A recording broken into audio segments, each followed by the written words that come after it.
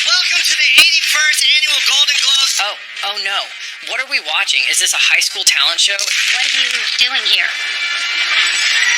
What do you mean, what am I doing here, Demi? This is my week. Is this a corporate Zoom call? Kendra Day. Nope. This is the Golden Globes. Yes, the Golden Globes. The same awards show that once gave us legendary, unpredictable moments, Hollywood glamour, and, dare I say it, actual prestige. And now we get this. But wait, how did we get here? How did a once celebrated awards show, known for its spontaneity and genuine star power, become a hollow spectacle of forced celebrity interactions and questionable nominations? How did the Golden Globes go from being the cool, slightly tipsy cousin of the Oscars to an embarrassing, overproduced TikTok live stream with zero credibility? Buckle up, because this is the story of how one of Hollywood's biggest nights crashed and burned. Once upon a time, the Golden Globes were the event of the season. Started in 1944 by the Hollywood Foreign Press Association, yes, a group of journalists, not industry insiders, the Globes quickly became known as the fun awards show. Less stuffy than the Oscars, more inclusive than the SAG Awards, and with just the right amount of chaos. And let's be real, the Globes were never about pure artistic merit. They were about the spectacle. They don't use it as a platform to make a political speech. The A-list stars, the wild table settings with unlimited champagne, the totally unpredictable wins. The Golden Globes were Hollywood's one night to party. It was the awards show where anything could happen. You might see an underdog win big. You might see an A-lister get tipsy and deliver the greatest speech of their career. You might even see a host roast the entire industry to their faces and somehow get invited back next year. About anything. You know nothing about the real world. Most of you spent less time in school than Greta Thunberg. It was a night where Hollywood wasn't just polished and perfect, it was fun, loose, unfiltered. You could see genuine reactions, unplanned moments, and celebrities being, well, human. And that was the magic of it. But then, something changed, and not in a good way. The first cracks in the Golden Globes' perfect champagne-soaked facade. I feel bad about that joke. No, I'll tell you why. They were subtle at first. Maybe a weird nomination here, a questionable winner there. But then, people started noticing a pattern. It started with eyebrow-raising nominations. Remember The Tourist? Yeah, neither do we. But somehow it got nominated for Best Comedy or Musical. A movie that was neither a comedy nor a musical. The only thing funny about it was the nomination itself. Then came The Martian, a sci-fi drama about an astronaut stranded on Mars winning Best Comedy, because nothing says hilarious like existential isolation in space. But weird nominations happen, right? Maybe just an oversight. Except, it kept happening. Then came the bizarre out-of-nowhere wins. It was as if the HFPA spun a giant wheel of randomness and decided, yeah, that'll do. The winners started making less and less sense. When even the winners themselves looked confused on stage, you know something's off. And let's not forget the who even voted for this moments. The Golden Globes started handing out trophies like Oprah giving away cars. You get a globe, and you get a globe, and you, who even are you? You get one too. People started asking, wait, who actually votes for this? That's when the mystery deepened. The Hollywood Foreign Press Association, this elite exclusive club, turned out to be a group of just 90 international journalists. And by journalists, we don't mean Pulitzer Prize winning reporters. More like entertainment writers, freelancers, and a few people whose credentials seemed questionable at best. This wasn't a prestigious panel of cinematic experts. It was a tiny, obscure club that somehow had the power to make or break careers. And then came the whispers, the rumors of backroom deals, schmoozing, and something far worse than just bad taste. It turned out HFPA members weren't exactly picking winners based on merit. They were picking them based on who treated them the nicest. Fancy dinners, gift baskets, all expense-paid vacations? Oh, absolutely. Imagine if your high school prom committee could single-handedly decide who gets an Oscar.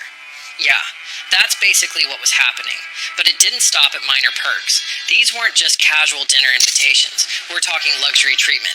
Studio execs would wine and dine HFPA members, fly them to exotic locations, and shower them with gifts, all in hopes of securing nominations. It wasn't about the best performances. It was about who could throw the best party. And then, the scandals really started piling up. Reports surfaced detailing just how deep the corruption went. HFPA members were enjoying all expenses paid luxury trips courtesy of studios, making their unbiased votes look about as legitimate as a rigged reality TV show finale. And then came the revelation that rocked Hollywood. The HFPA had no black members. None. The Hollywood Foreign Press Association is made up of around 90 international no-black journalists. Not until 2021. In an industry that prides itself on progress and inclusion, this was a PR disaster waiting to happen. And happen it did. The fallout was swift. Major studios distanced themselves. Celebrities refused to show up. Even NBC, the longtime broadcaster of the event, pulled the plug. NBC has announced it will not air the 2022 Golden Globe Award. And for the first time in decades, the Golden Globes were officially irrelevant. But let's not forget the cringe-worthy moments that didn't help their case. Awkward celebrity interactions, forced social media moments, and speeches so painfully scripted they felt like AI-generated responses. Backstage, I found these three Golden Globe Awards that Tom Cruise returned. The authenticity was gone, replaced by a desperate attempt to stay relevant. And when a show loses its credibility and its entertainment value, what's left? A participation trophy ceremony no one respects and no one wants to watch. At that point, even the celebrities started treating it like a chore rather than an honor. Well, that's the perfect recipe for disaster. By 2021, the cracks were no longer cracks. They were gaping holes. The Los Angeles Times exposed what everyone suspected. The HFPA wasn't just a questionable organization. It was a full-blown joke. We're talking about bribes, favoritism, and a complete lack of diversity. In an era when Hollywood was pushing for inclusivity and representation, this was more than just an oversight. It was an industry-wide embarrassment. None. Now for the latest on the Golden Globes, the award show struggling to survive amid the backlash. In an organization that's supposed to represent international film and television, you'd think they were curating awards in the 1950s, not 2021. And then came the backlash. Celebrities who once played the game suddenly started speaking out. Tom Cruise, Hollywood's golden boy, returned his 3 Golden Globes in protest. That's right, he literally gave them back. And when someone like Tom Cruise, a man who spent his entire career charming Hollywood, says, "Nope, I'm out," you know it's bad. Tom Cruise is returning his 3 Golden Globe statues to protest the Hollywood Foreign Press Association. But he wasn't alone. Scarlett Johansson openly criticized the HFPA, calling out its history of sexist questioning and harassment, saying she had been subjected to sexist remarks and questions by certain HFPA members that bordered on sexual harassment. And then there's Mark Ruffalo, who won a Golden Globe that very year but publicly stated he couldn't feel proud of the award given the organization's deep-rooted issues. Here are the nominees for Best Actor. And perhaps the most damning of all, Brendan Fraser!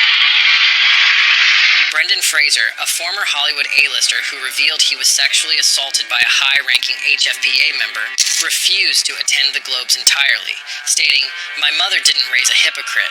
When the people who should be celebrating your awards are instead condemning you, that's when you know the game is over. NBC, the network that had aired the ceremony for years, took one look at the chaos and said, "Yeah, we're good," pulling the plug on the 2022 broadcast. NBC has announced it will not air the 2022 Golden Globe Awards, saying that the organization... The Golden Globes, for the first time in years, were completely off the air. No red carpet, no awkward speeches, just silence. A whole ceremony happened and nobody even saw it. And honestly, no one seemed to care. But let's rewind a little. The warning signs were there for years. Take the HFPA's habit of nominating movies and actors who, let's be honest, had no business being there. It became a running joke that you could buy a nomination with the right campaign. And when I say campaign, I mean throwing extravagant parties and sending HFPA members on 5-star vacations. Remember when Emily in Paris got nominated for Best Comedy or Musical? And not just any nomination, one that felt so blatantly out of place that even the show's own writers were confused, because nothing says award-worthy, like influencer cliches and baguette stereotypes. Yeah, the same show that was basically an Instagram influencer's fever dream of what Paris is like. Well, it turns out some HFPA members got treated to an all-expenses-paid trip to Paris, complete with luxury accommodations and a lavish set visit. And then, what do you know? Emily in Paris ends up with a nomination. Shocking. Truly. So what happens when an awards show loses all credibility? Well, for starters, nobody takes it seriously anymore. The Golden Globes went from must-watch TV to an awkward relic, like finding an old MySpace page full of cringy selfies. The winners, no longer a career-defining moment, but just another press release lost in the noise. And the ratings? Oh boy. The 2023 broadcast was basically a ghost town. More people probably watched a random Twitch stream of someone assembling IKEA furniture. No one watched. No one tweeted. The memes? Barely there. And let's be honest, if an event doesn't generate memes in 2024, did it even happen?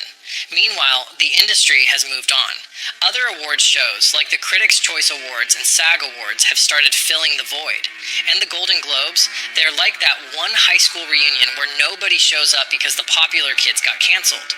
And the ceremony itself, it feels off. The fun, the chaos, the unpredictability, gone. What's left is a desperate attempt to recapture relevance, but with all the soul sucked out. It's like when your favorite TV show goes on for too many seasons and loses what made it great in the first place. At this point, the Golden Globes are the Walking Dead of awards shows. Once revolutionary, now dragging itself forward long past its expiration date, with fewer and fewer people tuning in each year. And let's talk about the speeches. Once upon a time, the Golden Globes were known for their iconic unfiltered moments. Drunk celebrities saying whatever they wanted. I'm feeling a little... My wife and I did a shot of tequila with Mario Lopez. Ricky Gervais roasting the entire industry to their faces. But now, everything feels scripted, sanitized, boring.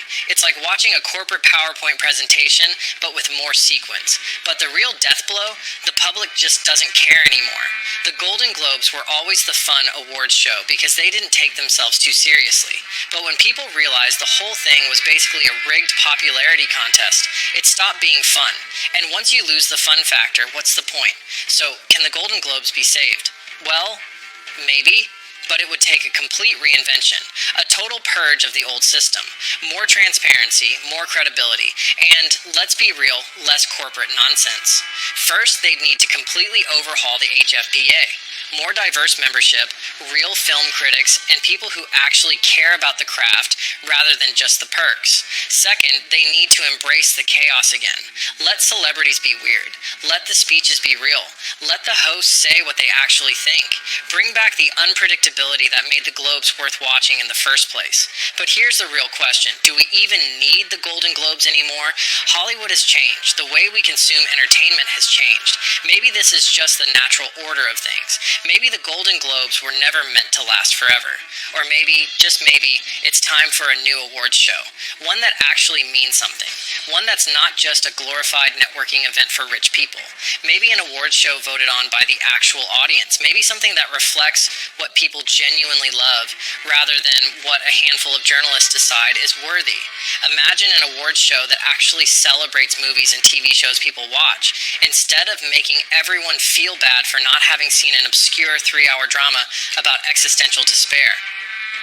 Because at the end of the day, that's what the Golden Globes forgot. Entertainment is evolving. Fans don't just want passive viewing anymore. They want engagement, interactivity, and authenticity.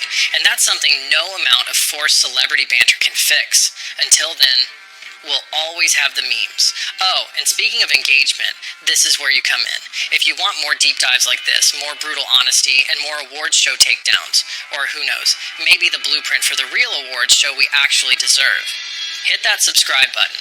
Otherwise, the Golden Globes will personally send you an invite to their next ceremony. Front row, 5-hour runtime, and no bathroom breaks.